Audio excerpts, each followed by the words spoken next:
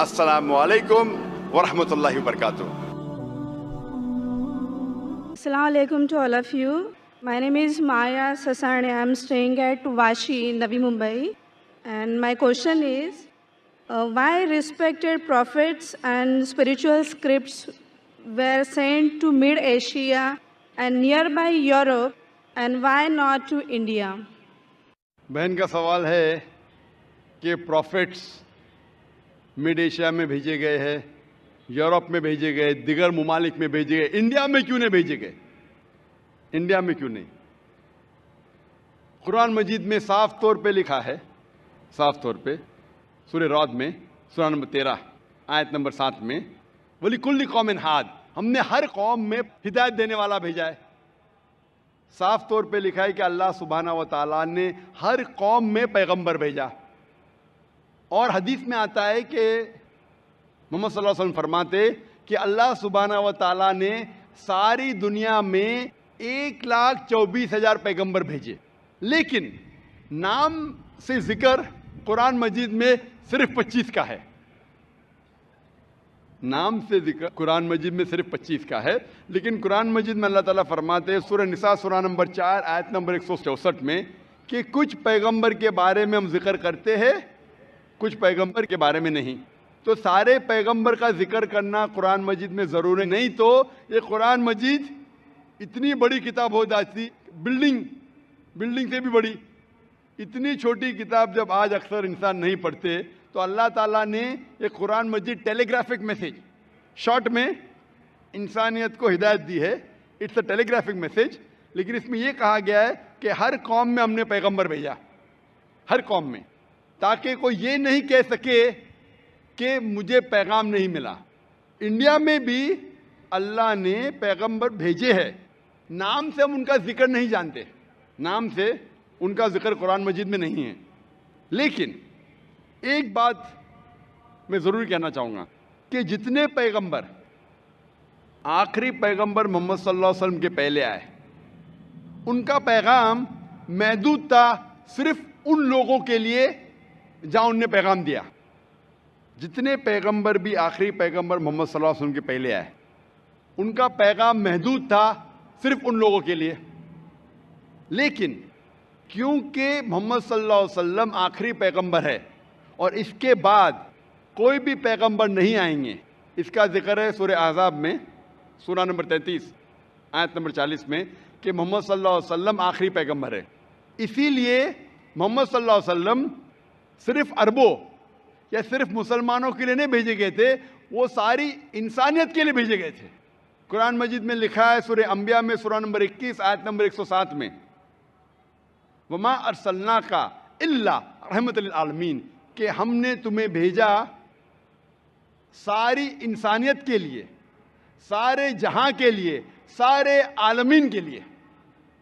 क्योंकि मोहम्मद सल्लल्लाहु अलैहि वसल्लम आखिरी पैगंबर थे, इनके बाद कोई पैगंबर नहीं आएगा, इसीलिए वो सिर्फ मुस्लिम या मुसलमान या अरबों के लिए ने सारे इंसानियत के लिए भेजे गए थे। और कुरान मजीद के पहले कई पैगाम आए, कई वही आए, जितने पैगाम अल्लाह की तरफ से आए कुरान मजीद के पहले, वो सिर्फ महदूद थे चंद लोगों के लिए।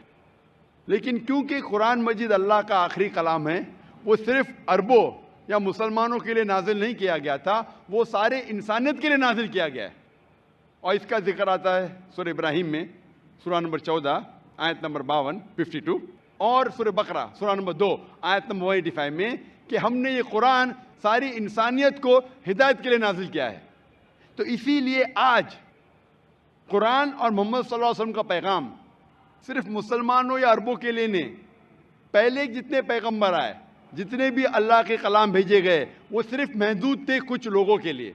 आज आप चाहे हिंदुस्तान में रह रहे हो या यूके में या सऊदी अरेबिया में या यूएसए में या कनाडा में, सारी इंसानियत को मानना चाहिए आखिरी पैगाम कुरान मजीद और आखिरी पैगंबर मोहम्मद सल्लल्लाहु अलैहि वसल्लम। इसीलिए इसका जिक्र, मोहम्मद सल्लल्लाहु अलैहि वसल्लम का जिक्र सारे दिगर मज़ाहिब में है कि ये आखिरी पैगंबर आने वाले हैं। बाइबल में है, हिंदुओं के किताब में है, पारसियों की किताब में है, यहूदी की किताब में है इसीलिए आज आप चाहे दुनिया में किधर भी रह रहे हो, कोई भी खानदान में पैदा हुए होंगे, आपको मानना चाहिए कुरान मजीद और मानना चाहिए आखिरी पैगंबर मोहम्मद सल्लल्लाहु अलैहि वसल्लम। आप आस्क वन मोर क्वेश्चन। जी हाँ बहन। मतलब इस्लामिज्म में रीबॉर्न होना यानी दूसरा जन्म तो है नहीं, राइट? तो फिर हाँ, क़यामत के वक्त अल्लाह सबको फिर से मतलब ये करेंगे, तो वो मुझे कंसेप्ट समझ में नहीं आया। बहन ने पूछा कि इस्लाम में रीबॉर्न, रीबर्थ तो नहीं होता, फिर से आप दुनिया में पैदा नहीं होते, लेकिन आखिरत में फिर से उठाया जब, उसका कॉन्सेप्ट नहीं समझे। आप अगर पढ़ेंगे ये जो कॉन्सेप्ट है हिंदू धर्म में जो रीबर्थ का, ये कॉन्सेप्ट कुछ किताबों में है, लेकिन ऊंची किताब अगर आप पढ़ेंगे, Veda, the cycle of birth and rebirth is called samskara. Sanskrit में इसे कहते संस्कारा। ये हिंदू विद्वानों ने, पंडितों ने इसका जिक्र किया, लेकिन इसका जिक्र वेद में कहीं नहीं आता है। वेद में कहा गया है पुनर्जन्म। पुनर्जन्म सुना आपने? बहन सुना है? जी हाँ। पुनर के मतलब फिर से, वापस। पुनर का मतलब नेक्स्ट, वापस। ठीक है, मान गया। पुनर मतलब नेक्स्ट, अगला, वापस। जन्म मतलब लाइफ, जन्म मतलब जिंदगी, फिर से जिंदगी, वापस जिंदगी। इससे इस्लाम को कोई हर्ज नहीं। इस्लाम भी इसमें मानता है। इस्लाम में भी अल्लाह ताला फरमाते सूरह बकरा में कि अल्लाह ताला ने आपको जिंदगी दी, फिर मौत दी, फिर से जिंदगी दी। यानी इस्लाम में भी हम मानते हैं कि हमारा पुनर्जन्म होगा, लेकिन एक बार, वो आखिरत में। तो पुनर्जन्म इस्लाम में भी लिखा है, लेकिन संस्कारा ने, जो हिंदू विद्वान कहते जिंदगी फिर मौत, फिर जिंदगी, फिर मौत, फिर जिंदगी और मौत, और अब 7 बार लेंगे जन्म इंसान जैसा, इसका जिक्र वेद में कहीं भी नहीं है। मैं चैलेंज करता हूं, ये पंडितों की विचार थी, सोच थी, ये साबित करने के लिए कि कुछ बच्चे पैदा होते बीमार, कुछ पैदा होते अच्छी सेहत के साथ, कुछ बच्चे पैदा होते अपाहिज, कुछ अच्छी सेहत के साथ, कुछ अमीर, कुछ गरीब। तो खुदा भगवान अनजस्ट नहीं हो सकता। भगवान हमेशा जस्ट है। उनको ये नहीं समझ में आता था बच्चा कैसा अपाहिज पैदा हुआ, बच्चा गरीब कैसा पैदा हो। तो उनने अपनी सोच से सोचने लगे कि भगवान तो गलती नहीं कर सकता, इसीलिए ये बच्चे ने पहले जन्म में गलती किया है ना, इसलिए अभी अपाहिज पैदा हुआ। पहले जन्म में कुछ गलती किया ना, इसलिए गरीब पैदा हुआ। पहले जन्म में अच्छा किया तो अमीर पैदा हुआ। ये उनकी सोच है, ये आपके वेद में नहीं लिखा है। इस्लाम में, कुरान मजीद में अल्लाह ताला फरमाते कि बच्चे आपके लिए इम्तिहान हैं। तो बच्चे जब अपाहिज पैदा होते हैं तो ये नहीं कि वो जन्नत में नहीं जा सकते। हर बच्चा मासूम है। बच्चे वालिदैन के लिए फितना है, इम्तिहान है। तो हो सकता है कि कंजेनाइटल हार्ट डिफेक्ट होकर बच्चा पैदा होता है, उसको दिल की बीमारी है। दिल की बीमारी होना मतलब ये नहीं कि बच्चा जहन्नम में जाएगा, लेकिन वालिदैन के लिए एक फितना है, टेस्ट है कि बच्चे अगर बीमार पैदा होते हैं फिर भी वालिदैन अल्लाह पे भरोसा करते हैं क्या नहीं। हो सकता है कि वालिदैन नमाजी है, अल्लाह के अहकामात पे अमल करते, अल्लाह ताला उनको अच्छा मयार देना चाहता है। मिसाल के तौर पे आप जब पास करते हैं ग्रेजुएशन, तो आप बीए पास कर दिए, बीए बन गए, लेकिन जब आप एमबीबीएस एग्जाम देते आपके नाम के आगे लग जाता है डॉक्टर। बट एमबीबीएस एग्जाम पास करना बीए एग्जाम से बहुत कठिन है और डिफिकल्ट है और मुश्किल है, लेकिन जब मुश्किल टेस्ट पास करते आपका रिवॉर्ड भी बड़ा है।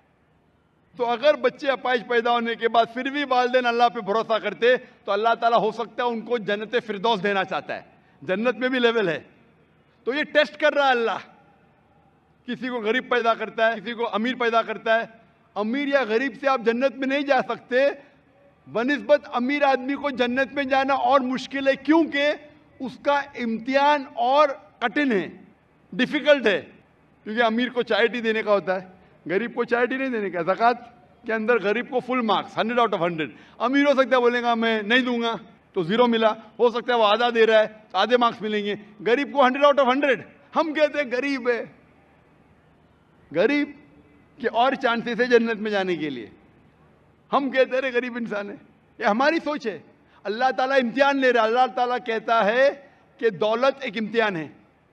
तो ये हिंदू विद्वान इसे समझ नहीं सके तो संस्कारक है, मौत जिंदगी, मौत जिंदगी, मौत जिंदगी।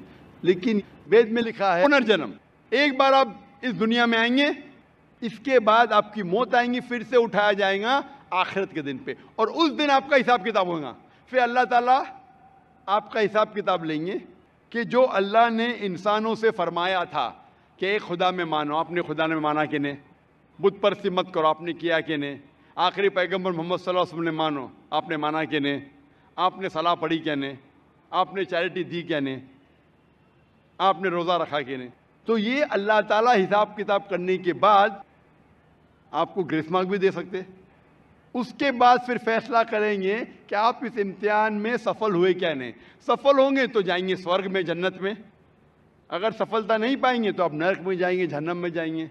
तो ये आपके ऊपर अल्लाह ताला ने छोड़ा है कि अगर हिदायत देने के बाद, आपको सही चीज़ बताने के बाद आप अल्लाह के अहकामात पे अमल करते हैं क्या नहीं। तो मैं आपसे पूछना चाहता हूँ बहन, कि आप मानते हैं कि खुदा एक है? जी बिल्कुल। आप मानते हैं कि बुत परस्ती गलत है? हाँ। आप मानते हैं कि मोहम्मद सल्लल्लाहु अलैहि वसल्लम आखिरी पैगंबर है? हाँ। तो आप इस्लाम कबूल करना चाहेंगे? सर एक्चुअली मैं बेसिक लेवल से स्टडी कर रही हूँ, मैं और बहुत कुछ जानना चाहती हूँ। Basic level? देखो आप, इट्स जस्ट इनिशियल। आपको स्कूल में दाखिल होना चाहिए बस। जी बिल्कुल। ABC भी आए तो खलास, दाखिल तो हो गए। आप 10th पास करेंगे, PhD करेंगे, हमने बोलेंगे पहले मैं PhD सीखूंगी फिर मैं नर्सरी में जाऊंगी। नहीं। तो इस्लाम में दाखिल होने के लिए 2 शराइत है। कौन सी? 2 शराइत, एक अल्लाह में मानो, बुत परस्ती मत करो, और आखिरी पैगंबर मोहम्मद सल्लल्लाहु अलैहि वसल्लम थे। अगर ये 2 चीज पे आप मानते, अमल करते, आप दाखिल हो जाते। फिर आप first level, second level, third level, fourth level दुआ करेंगे, PhD बने, डबल PhD। बिल्कुल सर। लेकिन पहला दाखिला तो लेना चाहिए स्कूल के अंदर।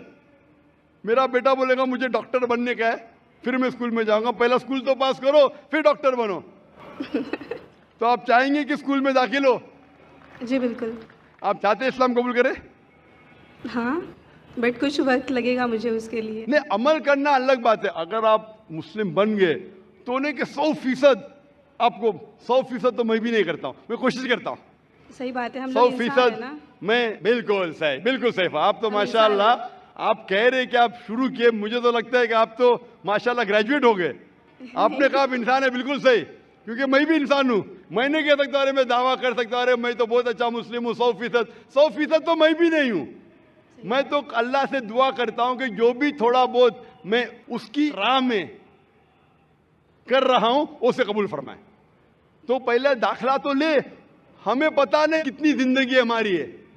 कल अगर इंसान मर गया और दाखला नहीं लिए तो फिर फेल, दाखला ले लिए फिर मर गए, अरे आप टाइम देते तो इंशाल्लाह मैं PhD करती थी। तो दाखला लेना इंपॉर्टेंट है। तो आप चाहेंगे मुसलमान बनना? जी माशाल्लाह, अल्लाह आपको जज़ा खैर दे। आप मानते खुदा एक है? बिल्कुल। आप मानते कि बुत परस्ती गलत है, मूर्ति पूजा गलत है? गलत है। आप मानते कि मोहम्मद सल्लल्लाहु अलैहि वसल्लम आखिरी पैगंबर है? जी। आपको कोई भी जबरदस्ती कर रहा है इस्लाम कबूल करने के लिए? नहीं। मैं भी जबरदस्ती नहीं कर रहा हूँ ना? नहीं तो। हाँ, नहीं तो आप बोलेंगे जाकिर ने मजमे में मुझे फंसा दिया। माशाल्लाह, फंस रहे तो मालूम है मैंने फंसाया नहीं। आप जवाब भी सही दे रहे। आप अपने होशो हवास में इस्लाम कबूल करना चाहते? जी हाँ। आप पे कोई भी माली दबाव? मैं भी फैमिली का हो सकता है, मुझे उनको कन्विंस करना नहीं नहीं, इस्लाम कबूल करने के लिए कोई भी पैसे दे रहा है आपको? नहीं। कल पुलिस पूछ सकती है जाकिर ने एक्चुअली मेरी उर्दू थोड़ी पुअर है ना। मेरी उर्दू भी पुअर है, इसीलिए अल्हम्दुलिल्लाह आप मुझे और अच्छा समझ रही है। अगर आपकी उर्दू अच्छी होती थी तो शायद मुझे नहीं समझ पाती। ये अल्लाह की मदद है कि मेरी अच्छी उर्दू नहीं, आपकी अच्छी उर्दू नहीं, आप मुझे और बेहतर समझ सकते। मैं हिंदी उर्दू मिक्स बात करता हूँ। जी। आपको कोई भी पैसे दे रहा है इस्लाम कबूल करने के लिए? नहीं। हाँ, नहीं तो हो सकता है पुलिस कर पूछेंगे मैं जाकिर ने कितने पैसा दिया आपको। होता है कभी कभी कबूल करने के बाद जाकिर ने कितने डॉलर आपको दिए। क्योंकि पैसे के दबाव से किसी को इस्लाम कबूल कराना गलत है इस्लाम में, और इस देश में भी गलत है। तो आप अपनी मर्जी से करना चाहते हैं? जी। माशाल्लाह। तो मैं इंशाअल्लाह दोहराऊंगा, अरबी में आप भी उसे दोहराइए इंशाअल्लाह। अशहदु अशहदु अल्लाह अल्लाह इलाहा इलाहा इल्लल्लाह इल्लल्लाह व अशहदु व अशहदु अन्ना अन्ना मुहम्मदन मुहम्मदन अब्दुहु अब्दुहु व रसूलुहु। व रसूलुहु। मैं शहादत देती हूँ मैं शहादत देती हूँ कि कि अल्लाह अल्लाह के अलावा अलावा कोई माबूद नहीं, कोई माबूद नहीं, और और मैं शहादत देती हूँ मैं शहादत देती हूँ मोहम्मद मोहम्मद सल्लल्लाहु सल्लल्लाहु अलैहि वसल्लम अलैहि वसल्लम उसके पैगंबर उसके पैगंबर और बंदे हैं। और बंदे हैं। माशाअल्लाह, आपकी एंट्री हो गई, आपका दाखला हो गया। शुक्रिया सर। विदाउट रिश्वत, विदाउट डोनेशन। आजकल स्कूल में वो डोनेशन लेते। और मैं अल्लाह सुब्हाना व तआला से इंशाअल्लाह दुआ करूँगा कि आपकी जिद्दोजहद को कबूल फरमाए और आपको पीएचडी दे। पीएचडी मतलब ग्रेजुएशन मतलब जन्नत, पीएचडी मतलब जन्नत फिरदौस। मैं अल्लाह से दुआ करूँगा कि आपको जन्नत फिरदौस दे और आप भी मेरे दुआ करें ताकि मुझे भी एंट्री मिले जन्नत फिरदौस में। सर एक्चुअली आपको ढूंढते हुए मैं आपके जैस्मिन अपार्टमेंट में भी घुस गई थी एक बार। अरे जैस्मिन अपार्टमेंट में घुस गई थी और आपके घर पे जाके आपकी बेटी से बात की थी जिक्रा से। ओह माशाअल्लाह, माशाअल्लाह। आपका नाम क्या है? जी मेरा नाम माया है। माया है, माशाअल्लाह। मेरी बेटी ने मुझसे कहा नहीं। माशाअल्लाह। Thank you sir. जज़ाकल्लाह, शुक्र। जी खुशामदीद दोस्तों, उम्मीद करता हूँ वीडियो आपने पूरी देखी होगी और आपको पसंद भी आई होगी। अल्लाह ताला ने मुख्तलिफ़ दौर में मुख्तलिफ़ इंसान पैदा किए। हज़रत आदम अलैहिस्सलाम को जब अल्लाह ताला ने दुनिया में भेजा तो उस वक़्त दुनिया में इंसानों की आबादी नहीं थी, तो अल्लाह ताला ने नबूवत जो है ना पैगम्बरी हज़रत आदम अलैहिस्सलाम को अता फ़रमाई। यूँ हज़रत आदम अलैहिस्सलाम तमाम इंसानियत में सबसे पहले पैगम्बर बने। उसके बाद वक्फे वक्फे से अल्लाह ताला ने हर एक उम्मत के लिए, हर एक कौम के लिए एक ना एक पैगम्बर भेजा। कुरान में अल्लाह ताला फरमाते हैं लिकुल्लि कौमिन हाद, कि हर एक कौम के लिए हमने एक हिदायत करने वाला भेजा। तो इसी तरह होता गया तो दुनिया में तकरीबन कम व बेश 1,24,000 पैगम्बर, यानी 1,24,000 कम व बेश अम्बिया अलैहिस्सलाम आए। सब की सब अगर आप उनकी असल बात करें तो सब की सब ने असल बात में किसी के इख्तिलाफ नहीं रहा। हर एक पैगम्बर ने यही कहा कि आप ये कलमा ला इलाहा इल्लल्लाह पढ़ो, आप कामयाब हो जाओगे। तो जिस कौम ने या जिन लोगों ने पैगम्बर की बात मानी वो कामयाब हुए, जिन्होंने नहीं मानी वो नाकाम हुए। अब ये पैगम्बर कहाँ कहाँ आए तो कुरान में बाकायदा ज़िक्र है। कुरान में अल्लाह ताला ने 25 पैगम्बरों का ज़िक्र किया है। उनमें से मशहूर जो है वो मूसा अलैहिस्सलाम, हारून अलैहिस्सलाम, ईसा अलैहिस्सलाम, दाऊद अलैहिस्सलाम, सुलेमान अलैहिस्सलाम, यूसुफ अलैहिस्सलाम, सोहफ़ इब्राहीम व मूसा इब्राहीम अलैहिस्सलाम। तो मुख्तलिफ़ अम्बिया के नाम जो है 25 अम्बिया का नाम वो अल्लाह ताला ने कुरान में ज़िक्र किया, बाकी जो है ना वो ज़िक्र नहीं है। तो अल्लाह ताला ने जो पैगम्बर भेजे, जहाँ पर भेजे, जहाँ पर ज़रूरत होती अल्लाह ताला वहाँ पर भेजते। और आखिर में हम सब के प्यारे नबी हज़रत मोहम्मद सल्लल्लाहु अलैहि वसल्लम तशरीफ़ लाए तो उनकी पैगम्बरी एक वक़्त तक या एक कौम तक महदूद नहीं थी, बल्कि उनकी पैगम्बरी और उनकी जो नबूवत थी वो क़यामत तक आने वाले इंसान और तमाम दुनिया के लिए वो आखिरी पैगम्बर बनकर आए। तो भाइयों दोस्तों, रसूलुल्लाह सल्लल्लाहु अलैहि वसल्लम आखिरी नबी है। उनके बाद अगर कोई नबूवत का दावा करे, कोई दज्जाली उठकर खड़ा हो जाए नबूवत का दावा करे तो ये बिल्कुल गलत बात है और बिल्कुल वो झूठ, नबूवत का झूठे दावा करता है। रसूलुल्लाह सल्लल्लाहु अलैहि वसल्लम की हदीस है कि मेरे बाद 30 जो है ना 30 मुद्दाई नबूवत पैदा होंगे जो कज़्ज़ाब होंगे, झूठ बोलेंगे और झूठ मूठ के दावे करेंगे। उनमें से कुछ ने तो नबी करीम सल्लल्लाहु अलैहि वसल्लम की मौजूदगी में ही जो है ना 1-2-3 आदमियों ने दावे कर दिए थे, वो तो फिर ख़त्म हो गए। उसके बाद वक्फे वक्फे से आते गए। अब मिर्ज़ा ग़ुलाम मोहम्मद क़ादियानी का नाम आप लोगों ने सुना होगा। ये भी एक कज़्ज़ाब है, एक झूठा है जिसने दावा किया है नबूवत का 1906 में, और उसके पैरोकार अभी भी मौजूद है। तो खुदारा होश के नाखून ले, सबसे आखिरी नबी जो अल्लाह की तरफ से आए वो है रसूलुल्लाह सल्लल्लाहु अलैहि वसल्लम। और कुरान में बाकायदा ज़िक्र है वमा मुहम्मदुन इल्ला रसूल।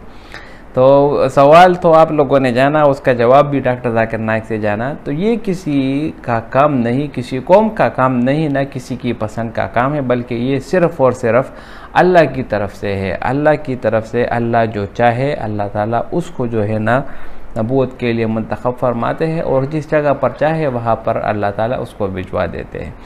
तो भाइयों दोस्तों, सबसे बढ़कर काम यह है कि आप अपने पैगंबर की ताबेदारी करें और उसकी इताअत करें। ये जानना ज़रूरी नहीं कि पैगंबर कहाँ पर आए, क्यों नहीं आए, बल्कि आपके लिए ये ज़रूरी है कि पैगंबर की जो तालीमात है उस पर आपने कितना अमल किया और कितने पर आपने अमल नहीं किया। उम्मीद करता हूँ वीडियो आपको पसंद आई होगी। अगर वीडियो आपको पसंद आए तो इस चैनल को सब्सक्राइब करें। बहुत शुक्रिया।